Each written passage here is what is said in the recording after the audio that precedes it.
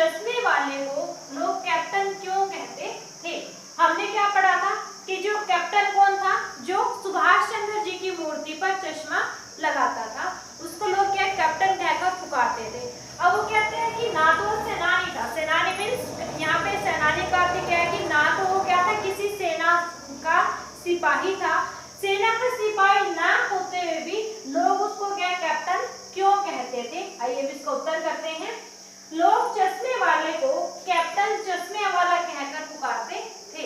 अब यहाँ पे क्या था, आपने पढ़ा था पाठ में कि जो लोग थे वो क्या था, चश्मे वाले का नाम नहीं लेते थे, वो क्या कहते थे, वो देखो कैप्टन आ गया। चश्मे वाले को लोग कहते कैप्टन कहकर पुकारते थे, कैप्टन कहकर बुलाते थे। वह एक देशभक्त था कि जो कैप्टन जो चश्मे वाला था वो क्या था, एक देशभक्त था जो अपने देश के लिए कुछ भी करने के लिए तैयार था। उसे नेताजी की मूर्ति बिना चश्मे के अच्छी नहीं लगती थी।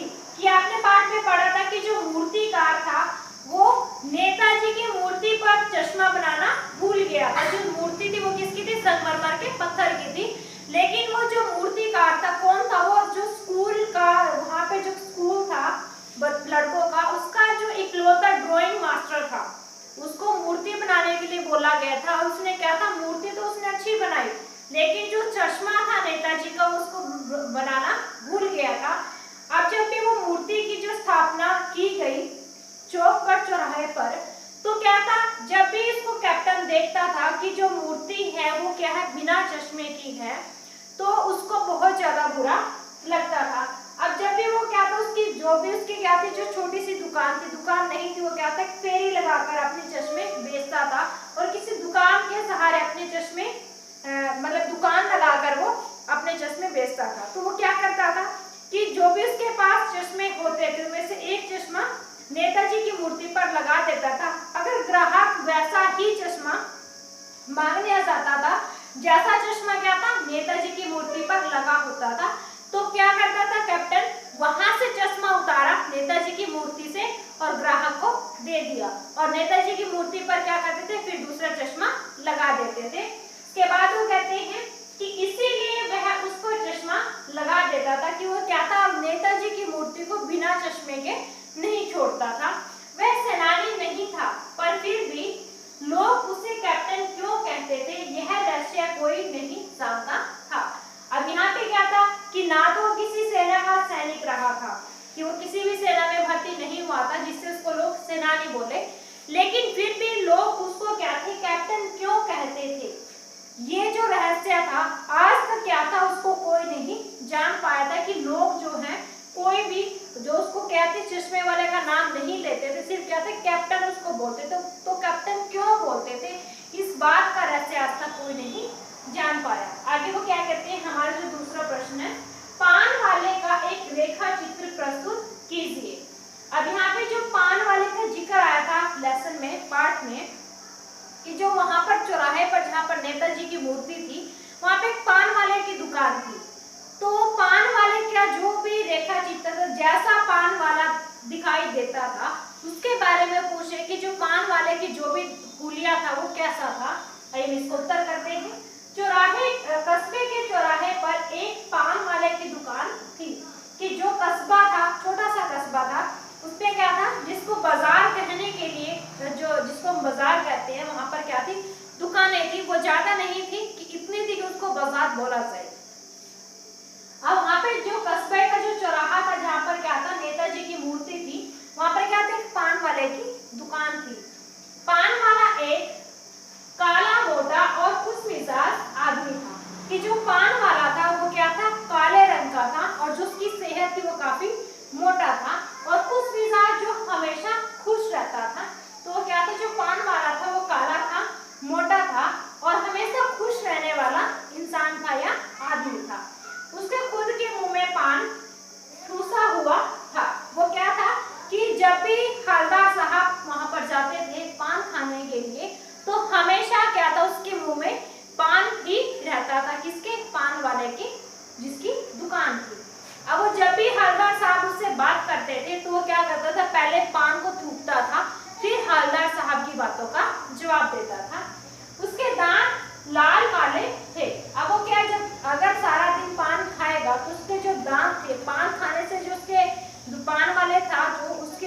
थे वो क्या थे, लाल और काले हो चुके थे। उसके बाद उसके पास कस्बे की जानकारी थी।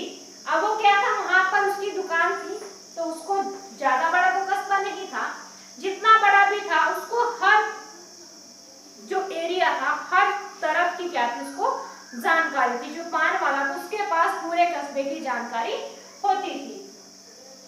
जब वह हंसता तो उसकी टोन थिरकती थी। अब वो क्या था, जैसे कि पहले इसमें जिक्र है कि जो पान वाला वो मोटा आदमी था। अब वो जब भी किसी बात पर हंसता तो उसका जो पेट होता था वो भी हंसने के साथ साथ वो भी हिलता था। वह एक भावुक व्यक्ति था। अब वो क्या है, जब हवलदार साहब उसको कैप्टन के बारे में पूछते कि कैप्टन कौन है, तो उसका मजाक उड़ाता है कि वो तो लंगड़ा है। लेकिन वो क्या था, एक भावुक प्रवृत्ति का, भावुक क्या है, जो छोटी सी बात पर दुखी हो जाता है। तो कहीं ना कहीं पान वाला देखने में तो क्या लगता था, हंसी मजाक वाला इंसान लगता था, लेकिन वो अंदर से क्या था, बहुत ही ज्यादा भावुक था।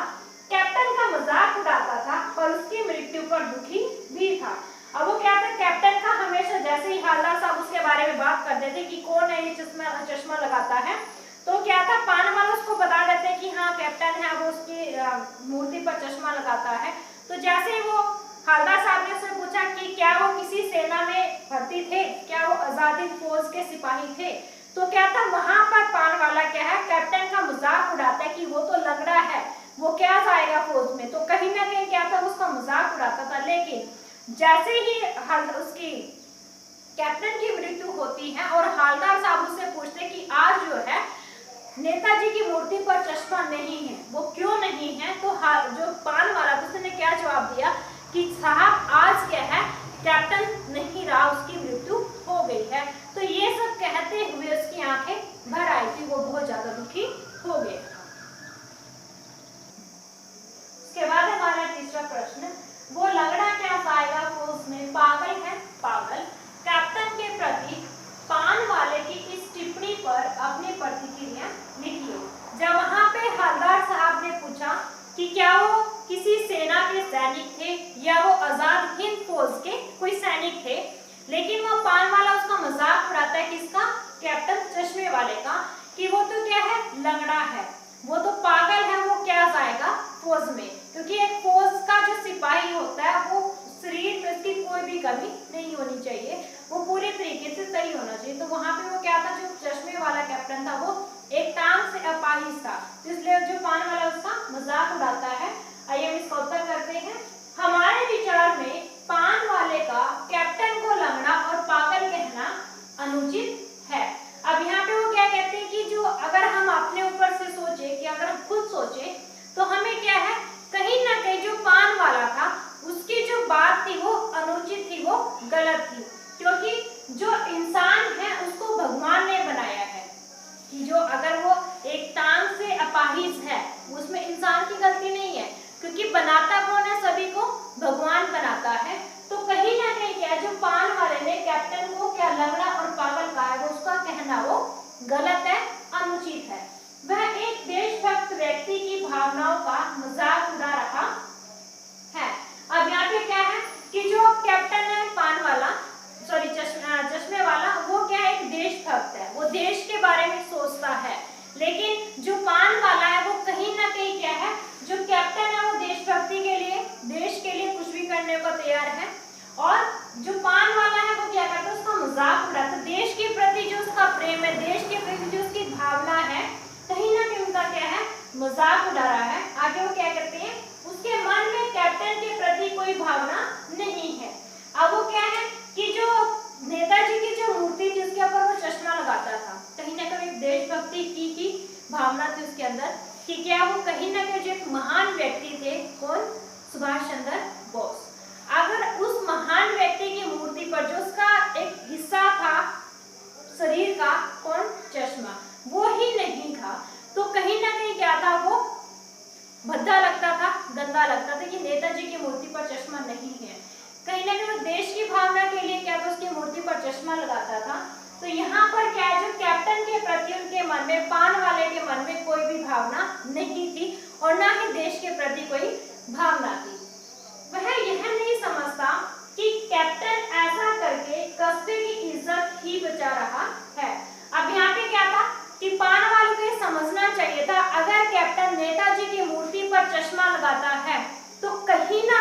क्या है, हमारे जो कस्बे की इज्जत है उसको बचाता है या बचा रहा है।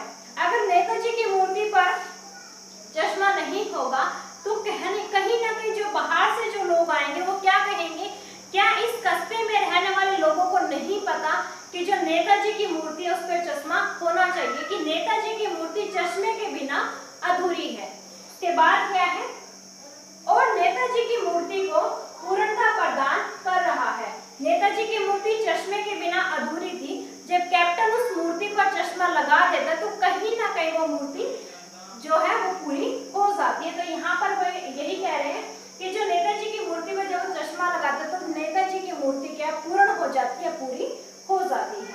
इसके बाद हमारा चौथा प्रश्न आशय स्पष्ट कीजिए। यहाँ पे हमें कुछ पंक्तियां दी गई है और हमें इसका अर्थ बताना है, इसका आशय बताना है कि इनका कहने का क्या है।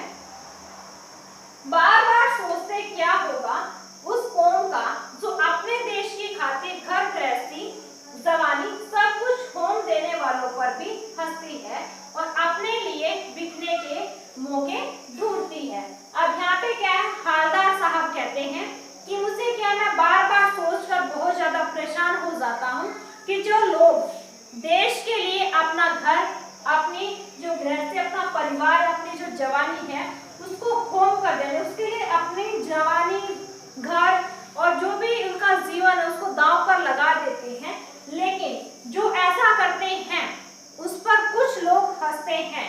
तो वो क्यों हंसते हैं उनके, और वो जो लोग हंसते हैं कहीं ना कहीं उनके मन में क्या, तो देश के लिए कोई भावना नहीं होती।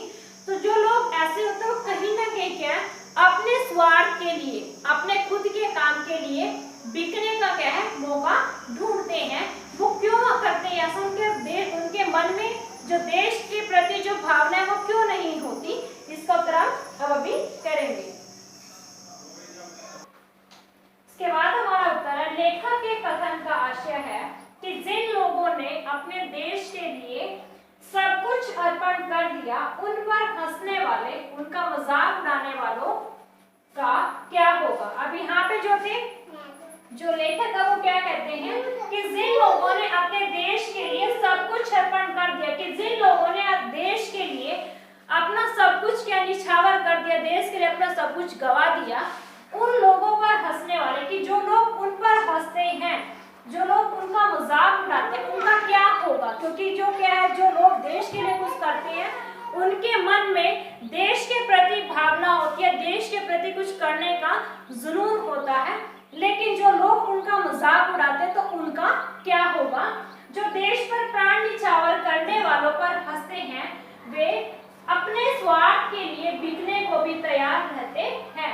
अब आगे वो क्या कहते हैं कि जो लोग देश के ऊपर अपनी जान गंवाने से भी नहीं डरते, अपनी जान गंवा सकते, अपनी जान निछावर कर सकते हैं, तो उसके बाद वो कहते हैं जो लोग ऐसा कर सकते हैं, जो लोग उनका मजाक उड़ाते हैं, उनके ऊपर हंसते हैं, तो क्या अपने स्वार्थ के लिए बिकने को भी तैयार रहते हैं।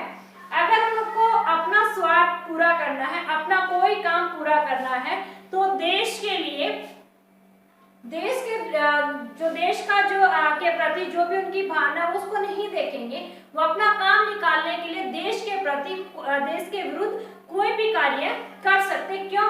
क्योंकि उनके मन में जो देश के प्रति भावना वो तो है ही नहीं।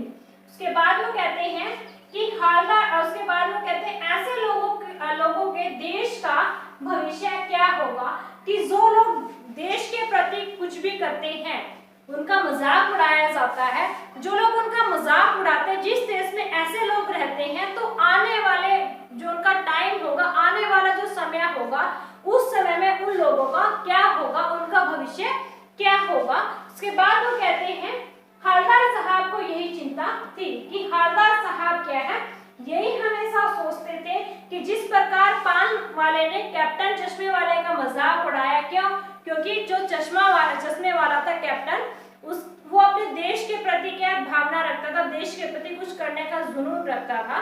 तो उधर क्या था, जो कैप्टन था वो क्या था, एक टांग से अपाहिज था, एक टांग से लंगड़ा था, वो उसका जो शरीर तो पूर्ण नहीं था, फिर भी शरीर के पूर्ण ना होने के बावजूद भी वो देश के प्रति कुछ करने की जो भावना थी वो कहीं ना कहीं उनके मन में थी। लेकिन जो मनुष्य जो पान वाला था, हालांकि वो अच्छा खासा था, उसका जो शरीर था वो पूर्ण था, फिर भी उसके अंदर देश के प्रति कुछ करने की भावना नहीं थी। तो यहाँ पर वही चीज जो है लेखक वो बताना चाहता है कि जो लोग पूर्ण होते हुए भी देश के बारे में नहीं सोचते तो उस देश का भविष्य क्या होगा। आगे हमारा है 5वां प्रश्न, जब तक हालदार साहब ने कैप्टन को साक्षात नहीं देखा था तब तक उनके मानस पटल पर उसका कौन सा चित्र रहा होगा। आपने पाठ में पढ़ा था कि जो हालदार साहब है वो हर 15 दिन में वहां से गुजरते थे, उस कस्बे से गुजरते थे, और वो क्या था, हर बार जब भी वो आता था कैप्टन की मूर्ति, उस पर जो कैप्टन था वो चश्मा लगा कर रखता था नेताजी की मूर्ति पर, और वो क्या था, पान वाले से उसके बारे में जानने की कोशिश करता है बहुत बार, लेकिन जो पान वाला उसके जो कुछ सवालों का जवाब वो दे देता, कुछ का जवाब वो नहीं देता।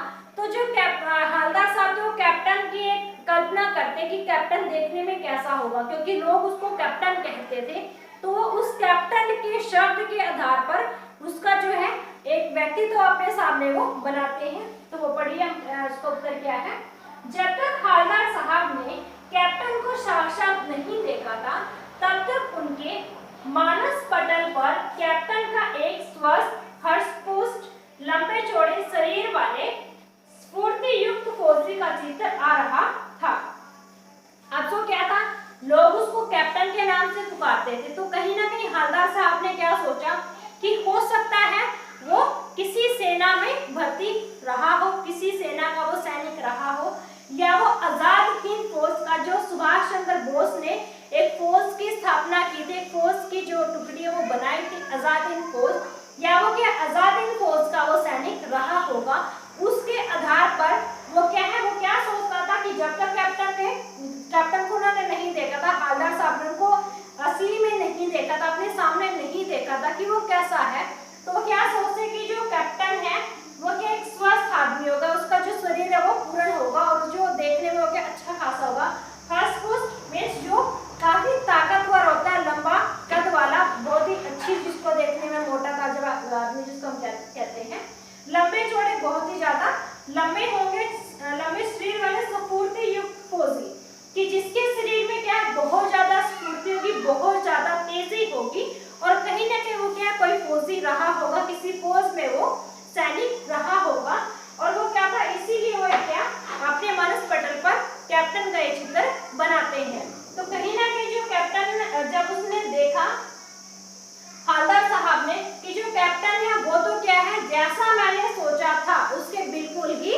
विपरीत है, क्योंकि जो कैप्टन था उसका चित्र क्या था उसके सामने, हालदार साहब के सामने, कि जो हालदार साहब को सोचते कि वो तो हष्ट-पुष्ट एक अच्छा खासा इंसान होगा, लेकिन जैसे ही पान वाला उसको एक दिन बताता है कि वो देखो वो आ रहा है कैप्टन पान वाला, सॉरी चश्मे वाला, तो जब उसने देखा कि वो तो क्या एक टांग से लगना है और उसकी कोई दुकान नहीं है चश्मे की, वो तो क्या एक फेरी लगाकर अपना जो चश्मा है वो बेचता है, और उसके बाद वो क्या करते हैं कि जो फेरी लगाकर वो चश्मा बेचता है, तो उसके बाद उसने देखा कि इतना मतलब जो शरीर से भी पूर्ण नहीं है, एक टांग से जो अपाहिज है, वो सुभाष चंद्र की मूर्ति पर चश्मा लगाने के लिए इतना कष्ट उठाता है, तो कहीं ना कहीं क्या है, उसकी देशभक्ति को देखकर जो हालदार साहब थे वो भी दंग रह गए थे।